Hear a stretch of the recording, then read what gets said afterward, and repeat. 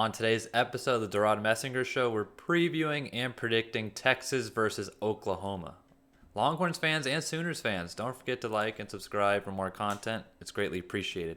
So to begin, Dylan, of course, as always, we have some basic game info for everybody.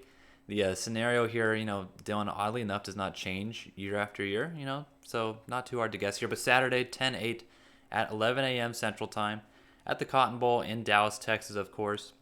The game will be televised on ABC, and currently the Longhorns are favored by 7 points. So, Dylan, give us your Oklahoma scouting report. It's probably not what people expected. Oklahoma's coming off back-to-back losses, one against Kansas State, and last week's 55-24 romp by TCU, Devon, in which the offense for TCU just went all over Oklahoma's defense. They couldn't stop anything. Also, what happened during the game, which is even bigger news, is QB Dillon Gabriel also had a concussion. He's likely doubtful to play, Devon, given OU's conservative medical staff. They've just been conservative in the future, in the past with these kind of injuries. And So, rightfully so, yeah, with as all the that stuff that's been should. happening recently, yeah. No, agree. You don't want a Tua situation, especially when a kid is still in college. That would just not be good for, Dillon Gabriel's just life ahead of him. But obviously, I'm not a professional medical person, so that's all I'm really going to say on that topic. So don't expect him to play. Running back Eric Gray, who has contributed 552 scrimmage yards with an average of 7.1 yards per play, Devon, does have a leg injury. He is likely to play. I would expect him out there, but he's probably not going to be 100%. And then on the defensive end, defensive back Damon Harmon, Devon, did sustain a back injury. He is the most likely not to play out of these three. I would not expect him to be out there. But Devon, backing up QB Dillon Gabriel, we have Davis Bevel. He's a junior Pitt transfer that hasn't played much. I think the last time he came in was during the Michigan State versus Pittsburgh bowl game last year. Prior to the couple of snaps he got last weekend. Agreed. Yeah, Yeah. and then speak on last week, he went 7 for 16 passing for I believe like 50 yards and had a QB of 4.1 according to QBR of 4.1 according to ESPN. So did not have a great showing. He looked very much lost out there, but he does have the physical elements to be a good player. He's 6'6", but again, Devon, he did not look right against TCU, and it's not going to help confidence-wise going into a big rivalry game like this. So it'll be interesting to see how Brent Venables kind of gets him right. Probably expect short passing plays to get him comfortable. Lean on the run and look at tight end Braden Willis, a big senior tight end at 6'4". Devin, you love your Oklahoma tight end specifically ever since Yeah. Mark Andrews. So Yeah. he's going to have 4 touchdowns on the year with 13 catches and 185 yards. So look for him to get very much involved. And then true freshman running back who is probably going to get probably majority of these carries, depending on how Eric Gray looks out there, is Javonte Barnes. Again, true freshman. He's 6 foot, explosive on the battlefield. He's not afraid of contact, Devin. This is a guy that'll go right through Texas's linebackers if they don't go right back at him. If he smells fear, Devin, the best way to say it, he's going to go right through. He's going to smell you out. So again, this is how you're really going to know if Texas really wants it. Because he's going to smell us out. Yeah. Exactly. But also, another person, Devin, another one of your boys, Devin, wide receiver Marvin Mims, My boy. for a while. He's arguably the best player on the team. He only had 4 receptions and 41 yards against TCU. A lot had to do with Davis Bevel coming in, just not looking right. He only had 50 yards, so only so much yards to go to the other players on the field. But he does have 22 receptions and 438 yards on the year. This is the guy that you're going to want to key in on if you're Texas, because if he has a big game, that gives, obviously, Oklahoma the best chance of winning. But, Devin, that is my offensive scouting report. Yeah, Dylan, and I'll touch on some of those offensive points really quick. As you mentioned, Dillon Gabriel, it appears that he's going to be out in this game. It's good to be conservative when it comes to head injury, protocol. And yet again, have not heard too much positive news heading up to this. But also, as you mentioned, it's a big rivalry week. And, any news is pretty hard to come by during this week. He's passed for 1,215 yards so far this season, 11 touchdowns. And as you said, not too much experience behind him, with Bevel being a Pitt transfer. So Jeff Lebby, the offensive coordinator for the Sooners, and Brent Venables are going to have something up their sleeve. Maybe, Dylan, they get some Wildcat or something going on Saturday. Not really sure. as you mentioned, Javonte Barnes is probably going to get a lot of the snaps with Eric Gray. Just, I mean, he looks like, as you said, likely that he's going to play. I would, as you said, not expect him to, be the primary back. But yet again, Oklahoma, Dylan, when you're having a tough season and you've lost 2 in a row, you might as well kind of throw all your cards on the table. But I don't know how much sniffing, Dylan, is going to be going on out there from Barnes, as you mentioned. So we'll have to see. Marvin Mims, my boy, is leading the team. And then, as you said, Willis, I love my Mark Andrews prototype. So those are all the guys that I also highlighted on my end. But then defensively, Dylan, we struggle with pronunciations on this show. Typically, you more so than me, but I choose the ones that I should not be trying. At linebacker on defense for the Sooners, you got David Ogwegbu. Look at that, Dylan, leading the team in tackles with 44. Then you also have Danny Stutzman, 42 tackles, the sophomore linebacker. Those are the Sooners to watch in that linebacking core. And another note to mention, Dylan mentioned some offensive injuries and another defensive back, but Billy Bowman Jr. was also injured during the TCU game. He's been having a big year for the Sooners. We'll see if he returns. So far this season, I believe he has roughly 34 tackles. And Dylan, a former Texas commit in that, so I know Longhorns fans know his name as well. But then on the defensive line, Reggie Grimes II leads the team with 4 sacks. And another guy to watch out for, a sophomore who's already making a big name for himself during his underclassmen years, is Ethan Downs, who has 2.5 sacks. So Dylan, that's a little bit of my scouting report defensively.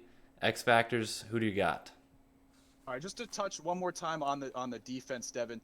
OU does rank last in the Big 12 against the run and 8th in scoring defense. They allow 198.2 yards per game and 25.2 points allowed per game. And this is a defense that just got carved up by Adrian Martinez in his 8th COVID year and Max Duggan last week. In his 7th COVID year, yeah. 7th COVID year. These guys have been playing for a while now, so expect great things out of those guys. But just to say, and these are 2 quarterbacks that are, rush heavy. They can kill you with their legs. Oklahoma did not look good last week because most of the time in their secondary, because of missed assignments, there's a lot of lack of communication, a lot of just open receivers for TCU that Duggan could just chuck one long and had all the space in the world. And they're just getting beat by these RPOs. So a lot of questions if Ewers is going to actually show up in this game, Devin. But this is almost one that it's like Hudson Card is primed and ready for this game with his ability to use his legs. So that's going to give, Texas an extra threat coming out of the backfield and against a defense and the linebacking core for Oklahoma that have really struggled. But Devin, to get to my X factors and to lead that in, we're going to highlight Davis Beville. Obviously, he's a new quarterback. He's got to get comfortable in this game. This game's going to be dictated by how, if he can, protect the football, not turn it over, not be fumbling it, throwing interceptions, obviously all that's making the correct reads. So his offense is going to have to rely on the run with Eric Gray and Javonte Barnes. But Devin, those linebackers, again, for Oklahoma, they're going to need stop Hudson Card and Bijan coming out of that backfield. They just have not been able to show that they can stop runs up the seam, runs to the outside. They've just been getting harassed, in these past 2 games in Big 12 play. And then for X factors for Texas, Devin, the secondary for Texas, Anthony Cook, Ryan Watts, Jaron Thompson, they need to be ready for these OU pass attempts. You're going to need to key on Marvin Mims. This is a guy that if he has a big game, it's going to keep Oklahoma in the football game, so they need to be ready because a lot of times it's going to be, Javonte Barnes, Eric Gray, just to keep Beville, safe, not make him have to, win the football game in certain ways. You just kind of have to execute to Venables' game plan here. So, again, they're going to have to be ready for those shots because they're going to come. Yeah, and Dylan, if Mims has another big game, I think Texas fans might suffer some PTSD from last season. He's broken, yes. I don't know what happened last season, Dylan. I've forgotten. It's the, Charles Barkley, James Harden, next play. What happened? I have great short-term memory, Devin. Great short-term memory. Long-term memory, not so much. But my X factors, Dylan, you're kind of touching on it there. It's more of a foundational, kind of common sense X factor, if you will. I have the turnover battle as the X factor. As you said, Beville at quarterback, definitely inexperienced there. But also for Texas, Card has obviously more experience than probably any quarterback heading into this one, given that Gabriel's out. However, Card also does not have too much experience in those big settings. Obviously, he played in the Arkansas game, which was a rowdy atmosphere last season, but he has not played in a game like the Red River rivalry. If he were to start, this is also going to be new for him. Would he be able to take care of the football? Most likely, Dylan. I think both of us expect Quinn Ewers to be back for this weekend. As we said, no news is sometimes suspicious, that we're not suspicious. News would be suspicious. No news for this Red River week seems to be the norm, which means that Dylan and I would probably lean towards there being something brewing in Austin with Quinn Ewers coming back. If he does, it's also the same case as I just mentioned for Card. Ewers obviously has even less experience at the quarterback position at the college level.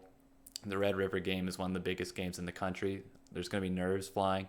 Would he be able to take care of the football and avoid, as Dylan was mentioning, bad reads such as what Bevel's going to have to be facing? The Longhorns have only forced 2 turnovers this season, Dylan, and there are a handful of games, and both were interceptions. However, if you were to count the number of forced fumbles that weren't recovered for Texas, I'm sure the number would be alarming. Last weekend, it seemed like there was 3 on the turf, or I believe that was against Texas Tech. There was about 2 or 3 on the turf, Dylan, that they just weren't fast enough to the ground to get to. You got to get a little scrappy, Dylan, and the Draymond Green first man on the floor. I hate to admit that Green does that well, but yeah, turnover battle. If Oklahoma can win that, Dylan, and they're going to have to be relying on that run game, most likely, as you said, they're going to be in a great position to run out the clock. So definitely keeping the football safe on both sides to keep the game here. Now, danger level, Dylan, I feel like this one's going to be an interesting one from you. What are you feeling? Well, Devon, Texas coming off back-to-back 8 danger levels out of me. That's a good statistic. Plus, they won 1 out of 2 in those. But for this one, Devon, I'm going with a 7. My first note is danger level is high because it feels like it should be lower. It just doesn't feel right. It's an OU Texas game. No matter what happened week prior, you got to expect everyone coming in at their best. Just preparation-wise, Venables, to win this game is going to have a very good game plan. Like you said, win that turnover battle, execute properly, work that running game, make sure playmakers like Willis and Marvin Mims are getting involved if OU has any chance of winning this game. But again, Devin, they have an injured OU quarterback that's not named Kyler Murray or Caleb Williams, coming up for the starter. Like saw last year with Rattler, Caleb Williams comes in and it doesn't end well. But Davis Bevel's not of that pedigree, so Texas can, hold their breath on that front. And then an Oklahoma defense that just has not stood up well against Big 12 competition. And again, at West Virginia game, Texas versus West Virginia game, Devin, a lot of good things came out of it. Texas, most notably, came out to a hot start and got Worthy, Jatavian Sanders, Jordan Whittington involved, as well as Bijan Robinson, and just showed flashes of why this offense is so hard to stop and why there's such large expectations for this team. So if Texas comes out hungry, gets those guys involved, I'm not going to say I don't see how Oklahoma wins this game, but if those guys are clicking on all cylinders, Texas just feels more talented in this sense. Yeah, I'm going to take your spot of the danger level of an 8. As you said, this Oklahoma team so far this season, unless something drastic changes, does not look like the Oklahoma teams of the past. Even last year's team struggled, obviously, in the first half. In the second half, if you're a Longhorns fan, was a nightmare. However, I'm giving it an 8, Dylan, because you know what about these rivalry games? It happens every single year is that both teams wake up, and it's almost a fresh slate depending or regardless on their record up to that point. You can't tell me that, the University of Oklahoma football team is not going to be prepared for this one. And Texas is going to have to come out of the gate also swinging, their fists like they did last season, but obviously sustaining that throughout the rest of the game.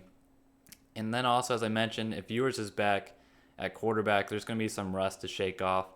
Obviously, the Red River game is traditionally not the best game to shake off the rust, Dylan. Ideally, you'd want to have some snaps beforehand since sustaining that injury against Alabama. But obviously, it's better to be precautious when it comes to injuries and come back, as close as you can to 100%. But if it's not yours, Card has also been doing a good job for Texas against West Virginia. But obviously, Dylan, you're mentioning, Oklahoma's losses to K-State and TCU. Those are 2 ranked teams. We can't be totally mean to them. I know that TCU game was brutal. but Texas did play a West Virginia team that probably in the whole scheme of things isn't too great. So I would not be shocked to see a close game, which I mean I'm alluding to shortly. But I think danger level 8, I think that's justified. Both teams hate each other. But Dylan, speaking of predictions, what is your prediction here? I have Texas winning 42-34. Devon, this is an Oklahoma team. Again, they got to go back to the basics this week. So many communication errors on defense. New quarterback that's most likely starting in this game that doesn't have a lot of experience. Texas needs to be aggressive. Bring those blitzes. Make Bevel have to make some throws that he's not comfortable making. Show that he can read the defense. Make you respect him in a certain way. And also key up on that run, because that's going to be the strong suit, as well as those short, possibly wide receiver screen routes to Marvin Mims to get him involved and get the ball out of their quarterback's hand. But again, Devin, they have to make Oklahoma feel like they have no hope. If you give your rival any sort of hope, they can claw their way back. So Texas, again, needs to come out to a hot start and keep that lead. Keep that 14 to 21 point lead throughout the game, and just make Oklahoma see blackness the entire time. Make them yell at each other on the sidelines. Make those linebackers just start getting pissed at each other. That's what you want to see in this game. If you're Texas, if you want if you want to win this game, like, honestly, you should. Dylan, it's going to be hard, though, to make them see blackness. It is a 11 a.m. kick, Dylan. The sun's going to be just fine. So they're going to have to do quite a bit of walloping in order to get to that point. I also have Texas winning. I have Texas winning 34-27. I have a little bit lower scoring of a game, which, Dylan, with these Texas and OU games, when you pick the low, they go high and vice versa. But, I mean, Texas, as I mentioned, I believe in the last week's video, I don't feel confident ever, Dylan, in this team. They need to prove me, 3 times until I start, feeling a little bit better, because every time we hype them up against or post Alabama, then they, drop one to Tech, and then they look good against West Virginia. But as I mentioned, West Virginia is not any team that you should necessarily be proud of beating, Dylan. It's a good win. A win is a win, but there's a step over that. In the Oklahoma game, obviously Red River. Texas, I believe, hasn't won this matchup in 4 games. This could be the chance. Yet again, though, injuries are at play here. Will Gabriel play? Most likely not, but possibly. Will Ewers come back and shake off that rust? I'm not really sure. We'll see. But I do have Texas winning 34-27. As you said, if Bijan, Roshan, and Xavier Worthy are clicking, it's hard to see the Sooners winning this one. And if guys like Jatavian Sanders, Dylan, can look like Mark Andrews, shout out to those Sooners tight ends, like they did against West Virginia. Sanders did, catching 2 touchdown passes. Then it's going to be tough for the Sooners to come back, just given the fact that if Bevel is at quarterback, it's going to be tough for them to throw the football to get back into this game. So definitely this first half, I know, Dylan, the irony here, the first half is critical for both teams just to jockey for position heading into that second half. But I do have Texas in this one. But more importantly, who do you guys have in this matchup? Texas, Oklahoma 2022. Let us know down below. Don't forget to like and subscribe. And as always, have a great rest of your day.